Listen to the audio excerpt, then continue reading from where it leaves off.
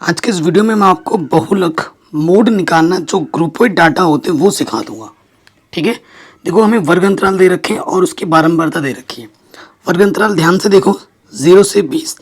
अगर 20 पे ख़त्म हो रहा है ना तो 20 से शुरू होना आवश्यक है, ये बहुत ज़रूरी है।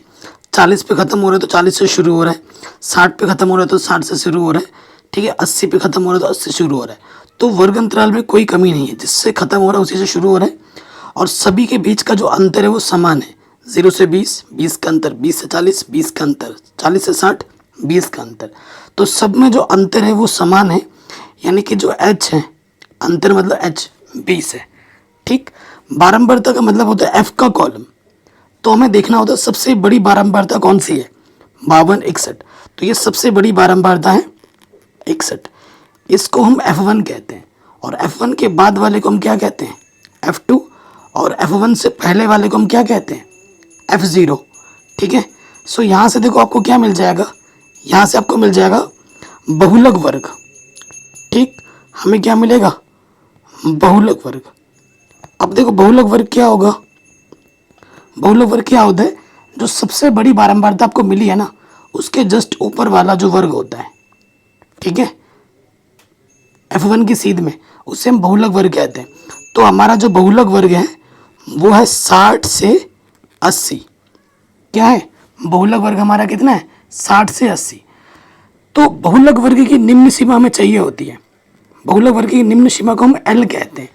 L हमारा है 60, ठीक है, और उच्च सीमा 80 है जिसकी हमें ज़रूरत नहीं है सूत्र में, क्योंकि आपको पता होगा, क्या पता होगा, बहुलक निकालने का जो सूत्र होता है वो क्या होता है, L प्लस ब्रैकेट में F1 माइनस F0 गुणा H बट्टे में 2F1 माइनस F0 माइनस का F2, ये सूत्र होता है।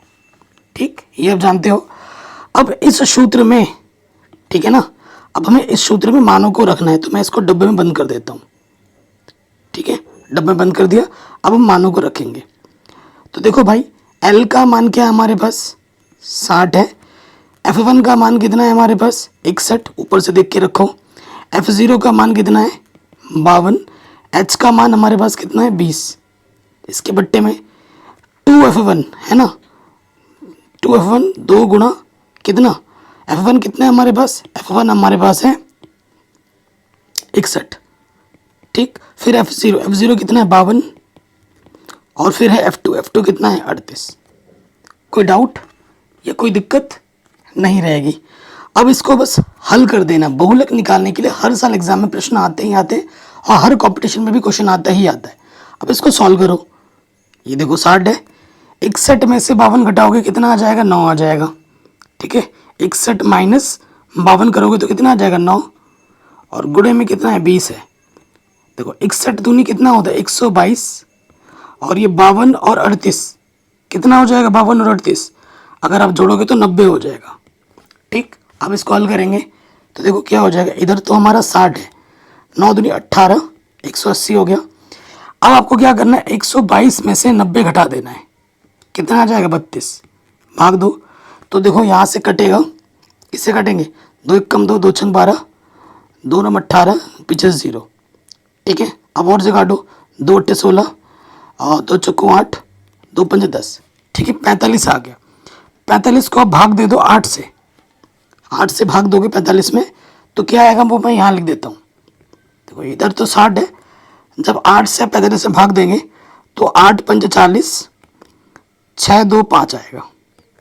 ठीक है, 60 प्लस में कितना है, 5.625। 60 को मैं लिख सकता हूँ 60.00 और दशमलव के लिए 0.625। हमें क्या करना है, जोड़ देना है। ठीक है, तो 0 और 5 5, 0 और 2 2, 0 और 6 6, और 0 और 5 5 6। आंसर आ जाएगा 65.625। ये हमें हमारा जो बहुलक है वो आसानी के साथ मिल जाएगा। तो बहुलक निकालने का जो तरीका है सबसे आसानी से, वो मैंने आपको बता दिया है, सिखा दिया है। वीडियो को प्लीज़ लाइक शेयर ज़रूर करें। बाकी सब कुछ मैंने बढ़ा रखा है, लिंक्स मिलेगी आपको डिस्क्रिप्शन पे।